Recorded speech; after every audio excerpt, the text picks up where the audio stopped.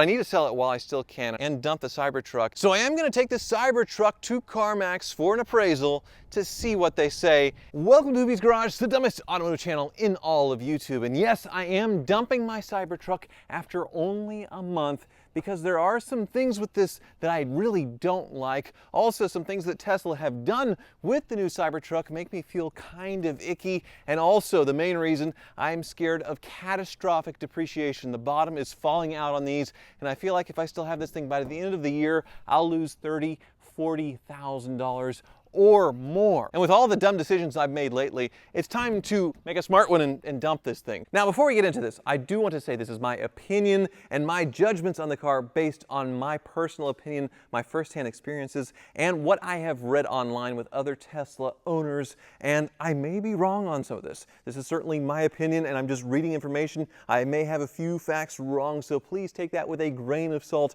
And Tesla, if you're watching this, it is just my opinion, and yeah, don't sue me out of existence for having a negative opinion. Please, please, pretty please. But I am not worried about Tesla suing me for selling my Cybertruck, even though they threatened that they would, because they haven't done it to anyone else yet that I know of, although they may want to make an example out of me. We'll see. Uh-oh.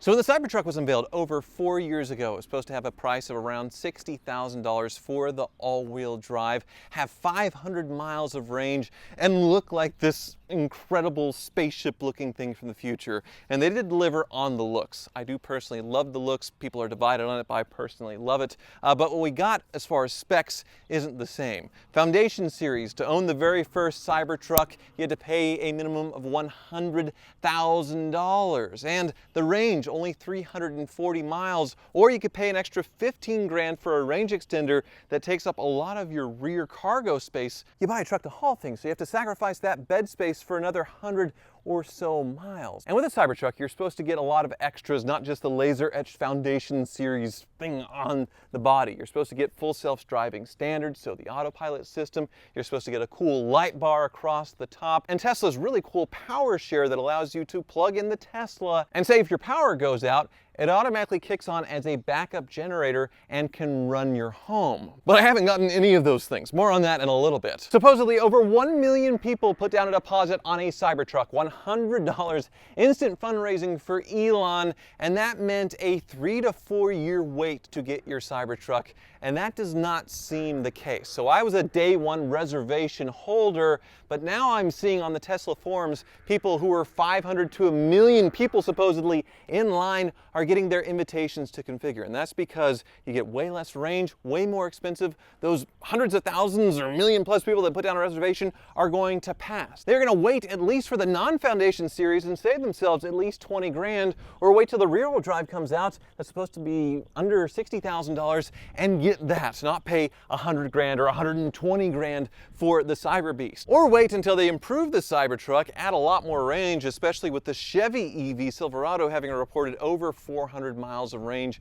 And it has been reported that Tesla does have the room underneath to add more battery capacity to meet that. So this very first model that I'm a beta tester on, that I don't get a lot of the tech and a lot of the things I was promised, I'm paying extra to do that. So once they run through all the people dumb enough like me to pay $100,000 or more for the Foundation Series, they'll lower the price 20 grand, and I will have an instant 20,000 or more depreciation. Realistically, if you can get this exact same truck, the same spec for $80,000, then wholesale will be 5-10 grand back of that, or more if demand really goes down on these things as Tesla is able to ramp up production, because their goal is to build hundreds of thousands of these a year and sell them. So pretty soon these will be all over the place if they can sell them. And at the current price point, not a lot of people will buy them, so they will inevitably lower the price to what they were supposed to be. So I bet by the end of the year, if I still had the Cybertruck, I would be losing $30,000, $40,000. And that's one thing, if I actually loved the truck and wanted to keep it, really enjoyed driving it, oh, I just popped open the charge port, I would be happy to do that, drive it into nothing until it's, rusting out on the farm. But I don't love this thing. I like it, but not for that, not for $100,000 or $30,000 or more in depreciation in the year. So let me show you why. But before we continue with my issues with the Cybertruck, I would like to thank Purity Debt Solutions for sponsoring today's video. Debt can be a soul-crushing thing, and I know because I have a lot of it right now with all the stuff going on at the farm. Thankfully, I can sell a hoopty or two, and have been when things get too deep. But if you're struggling with credit cards, personal loans, collections, medical bills, PDS Solution provides options that consolidate your debt into one low monthly payment. If you're making payments every month on your debt and your balances aren't going down, this program is for you. Everyone with $10,000 or more in eligible debt qualifies, and there is no minimum credit score required. PDS Debt is a top-rated company on Google, and they have an A+ rating on the Better Business Bureau, and they're offering free debt analysis. It only takes 30 seconds, and you can save yourself thousands in interest rates and fees. Pay off your debt in a fraction of the time. Head over to pdsdebt.com/hoovies to get your free debt assessment today. So there's some pretty well publicized issues with Tesla, the panel gaps being one of them. I don't think the panel gaps are that bad for a Tesla. I feel like they are acceptable. And of course, the finger thing, the fact that everything is razor edge on this and they don't have really good pinch sensors to where fingers and appendages get trapped. It is certainly an issue there, but it's kind of a goof. I hurt my arm the first few days owning this, walking by and clipping right here at this sharp edge, cut into me pretty good, but other owners have actually had stitches from this corner right here and slamming their leg through the door. One person did it on delivery day and needed stitches from their Cybertruck. So these razor edges do seem really stupid, but it does mean you get a very nice thick metal. Say on the DeLorean, where it had nice edges on it, it's not as thick as this. Hence it's not bullet resistant or impact resistant. So it's pretty good on the body, but you can see it's not just stainless steel everywhere on this. There is a lot of hard plastic, including places where it shouldn't be hard plastic. This right here, this should be flexible. Most people, they have these panels, they are a flexible material to where if they take a hit, they sort of bend backwards. This one, it does not, so people are going off-road or hitting some road debris, and they're breaking this, as well as this one back here.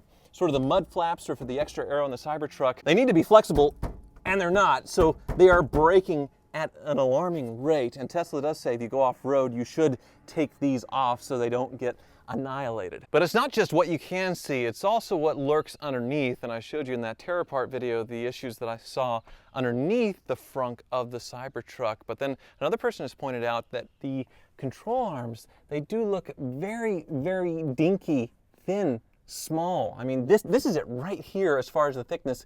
It is not thicker than my finger all the way across. And this is supposed to be an off-road vehicle. You see the big airbag there. That is not a very beefy upper control arm. I'm going to show you on two other vehicles just for comparison's sake, starting with my Chevy 3500 van, so a nice beefy van here.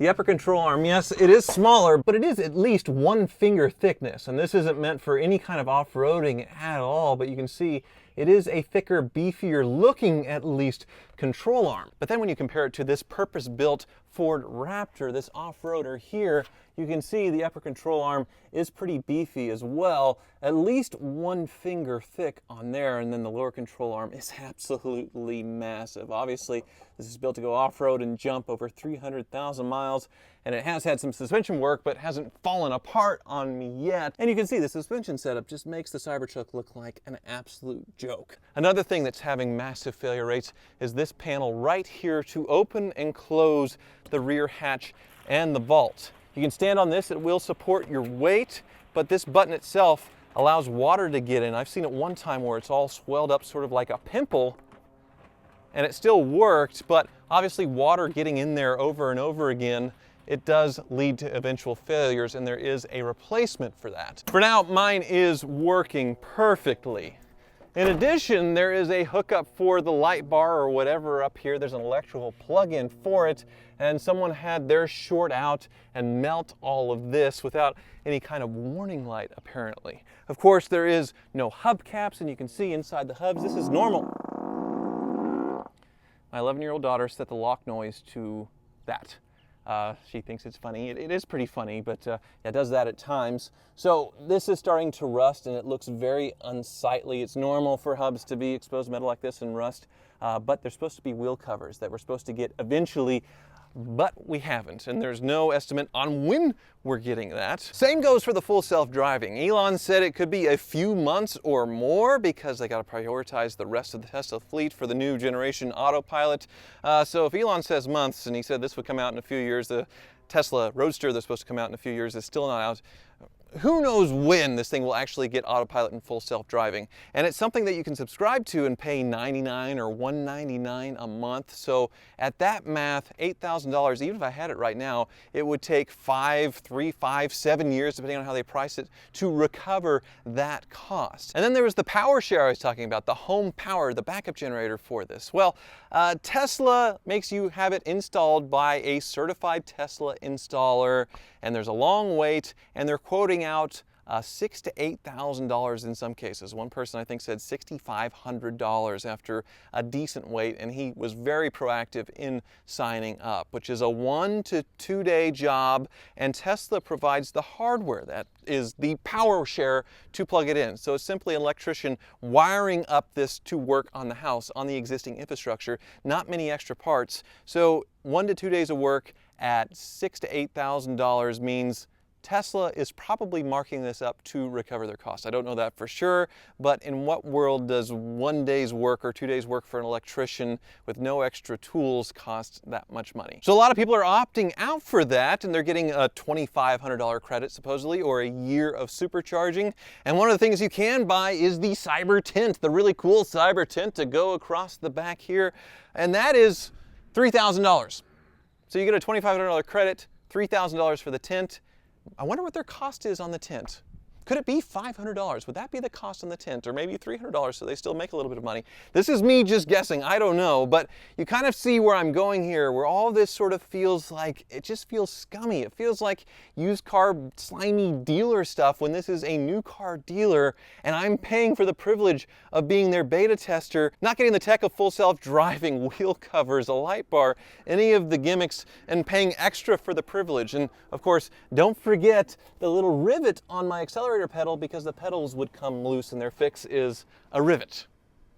So yeah, but that's not the primary reason why I want to get rid of the Cybertruck. Like I said, it's because of the massive depreciation that is coming on this thing. It's enough to where if I wasn't going to lose a fortune, I would like it, enjoy it, drive it. There are some things that I like, but I need to sell it while I still can, and I actually found an EV that is worth owning, that is brand new, and I'm actually going to pick that up today and dump the Cybertruck. That is, unless CarMax gives me more. So I am going to take this Cybertruck to CarMax for an appraisal to see what they say, and I have had a few other quotes as well. It's been a journey for sure. So the first sale of a Cybertruck at auction was $244,000. That was dealer only. The next week, $200,000. I covered both, emailed the man who owns the wholesale company that did it, give me the VIN, and he has offered to take this truck and sell it through his lane and see what it does. But after those few early sellers that hit the lottery, that took the risk of being sued by Tesla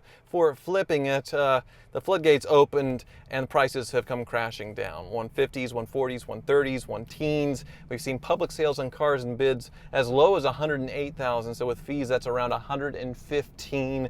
And now they're getting lower and lower and lower, closer to MSRP. So I realized at this moment, this is the last day, the last week probably, that I will be able to sell this Cybertruck and not take a loss. So I went shopping. The acceleration is so good. That is one of the things that I do like. And I have sort of become an EV enthusiast or convert after owning one of these for about a month and driving several other EVs on my other channel, Good Morning YouTube, a lot of new car reviews. I do love the fact that I never have to go to the gas station. I plug it in every day, never have to think about it. And also that instant acceleration, this thing, 3.5 seconds to 60, is awesome. The ride is also very nice on this thing. It is quiet, and I do love the visibility. This big giant window in the front reminds me of like a Toyota Previa I had in the past. It's just so cool. I do love the look and the feel of this thing, but not for $100,000. The seat comfort is okay, nothing spectacular, not uncomfortable, but still not something plush and luxurious that you would think for something that costs 6 figures. And then the interior itself, well, it's very sparsely finished out. You have this screen that controls everything, and I just can't get used to it. I want to have buttons for things. I want shortcuts to change the fan speed. I don't want to have to push this button and then this button and this button to be able to control my fan speed. Same with turning on the heated seats or changing the radio. So many things. I guess there's some radio controls here, but there's just so many things that I hate toggling through the screen to do. And I hate looking at my rear view mirror in the TV screen rather than up here because it is completely useless with the vault closed. The mono wiper works, but it is kind of annoying. The coverage is a little spotty sometimes. It'll miss the middle of the windshield because it is so big. The windshield washer cleaner has actually improved a little bit. Let's see, I'm pushing the button and it's still, there it goes. It's doing the job, but as you can see, sometimes it parks itself down there. I need to, like, off. I want you to turn off. But even though it's off, it's now parked itself down there. It'll eventually go back up. It's just a little quirk, not a big deal. I haven't had any kind of lag or any kind of crashing, any kind of electronic issues at all with this thing, and that's pretty widely reported with the Cybertrucks. They're being pretty reliable in that sense. A few very early failures with some big hardware, but normal for a brand new vehicle off the line. I think overall they've been pretty solid in that sense. Oh, there goes the wiper. But I did mention to all of my dealer buddies that I do want to sell my Cybertruck, and they called some of their bigger wholesaler friends, and a lot of them are scared and bidding a little under MSRP now because they obviously want to make money if they wholesale it, or if they're stuck with it for a long time, then they don't want to continue to ride that wave down. Because it's not just with Tesla and the Foundation series going away leading to huge depreciation, it's just the same with electric cars in general because they are so darned expensive that when they reach the secondary market, the buyers there used are buying it at a much lower price point. Test drove a Lucid that was $155,000 new for $79,000, so half depreciation. The ride was a little bit too jittery for me, a little too harsh, but overall beautiful quality. Tesla Model 3s you can get now for under $20,000 with autopilot. You pay the subscription and you have autopilot. Audi e-tron, similar thing, about half off. There's so many EVs that are half off after 1 or 2 years of ownership, where that makes a lot of sense to buy them. And maybe someday I will come back to the Cybertruck and buy it used, cheap, and depreciated, and then deal with all the issues and lose money that way, because that's how I like to lose money. But for now, just with straight up depreciation, it feels really, really stupid. And no, I am not worried about Tesla suing me, Elon suing me for selling this, because I did sign an agreement with Tesla when I configured this that I wouldn't sell it within a year. I'd give them first right of refusal at MSRP minus a mileage, and if they decline, then I could sell it. But I can sell it for MSRP right now to where I don't lose anything. So I'm not making any money, but Tesla could technically sue me for $50,000, and if that happens, it'll be ridiculous. They're not doing it to anybody. The worst thing they're doing is banning people from buying future Teslas, which if they do that to me, I guess I'll just deal with it. So I know I have an offer right now to where I'm not losing money. And it also gets me into another brand new vehicle that I really, really like. But before I drop off and say goodbye to my Tesla, I do have to see what CarMax has to say, because they may want it for their own inventory, pay even more than MSRP for it, because the auction values are still kind of crazy right now. They're up and down, but every single week it just gets lower and lower and lower. But if they base their wholesale values on even 2 weeks ago, they could bid $10,000, $20,000 over MSRP for this thing. So, well, fingers crossed on that, but we'll see.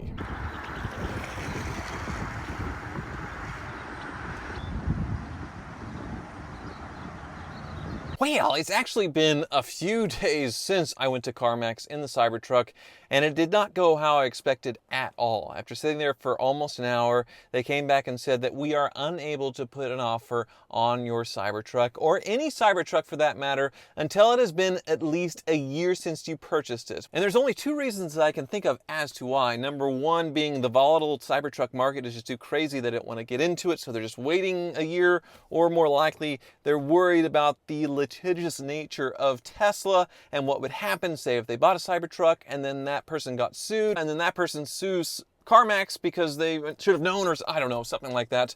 So it didn't work out at CarMax at all. And it also didn't work out at the dealership that I was going to buy one of these from. This is a Cadillac Lyriq. It's Cadillac's all-new electric SUV, and the one of two ways I was talking about on buying an electric car.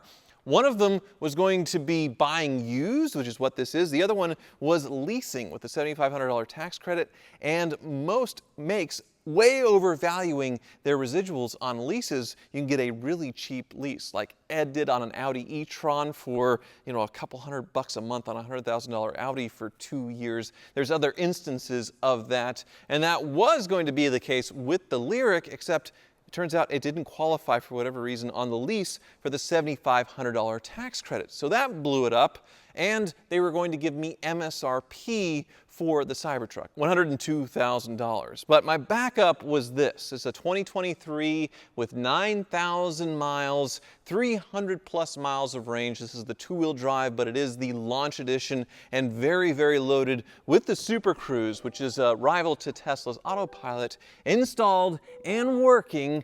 And this dealer was willing to give me $111,000 on the Cybertruck. So I get not only what I paid for it, but also all of my sales tax back, to where I'm not losing very much money. I think I'm even making a couple $1,000s. And they were willing to sell this to me for $42,000, which knew this was close to $70,000. So 1 year old, 8,000 miles, that massive depreciation I was talking about, and you have $25,000 off, a third, not quite half off. And with that higher trade value, really it's like $35,000 is what I paid for this thing when you consider over MSRP. And since I traded in, I didn't have to pay any sales tax at all. So it really was a no-brainer. I really haven't liked any of Cadillac's recent offerings other than the Escalade, because Cadillac had tried to go sporty, and they're trying to make sort of European-esque sports cars rather than old-school luxury sedans like that ended with the DTS when I was a salesman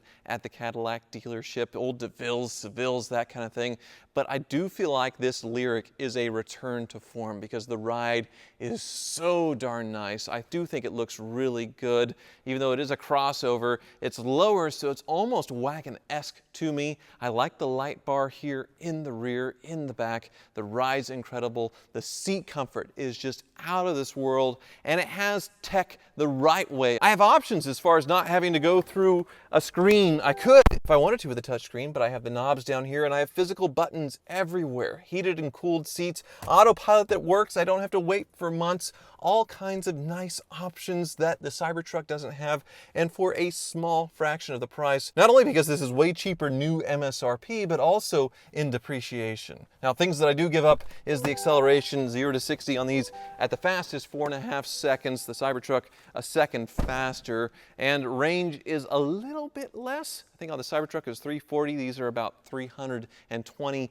Still plenty. Now, this is an all-new platform for GM as far as their big electric architecture, as far as their push into the future, and it's sort of modular with the motors and the battery packs, to where upkeep should be pretty simple, similar to Tesla. Really, this is the first thing that I feel like from the big three that is able to go after Tesla in a meaningful way and be competitive. But it's not without its quirks. I haven't noticed any, but in the Lyriq owners forum, there are plenty of people having little bugs and hiccups and software updates and things. But the good news with that is any Cadillac dealership can work on it. I don't have to drive 3 hours away to a Tesla store to get my car fixed if something does go wrong. And like I said, it's more comfortable, it's better equipped, it's easier to drive, and I bought it for less than what I expect the Cybertruck to depreciate in the next 6 months. So we'll see how it goes. We'll see how my decision was. We'll check back in later and see, well, was I right on Cybertrucks? Was I not? I feel like I am. And while I did have fun with the Cybertruck, I do not regret my decision one bit. Thank you so much for watching.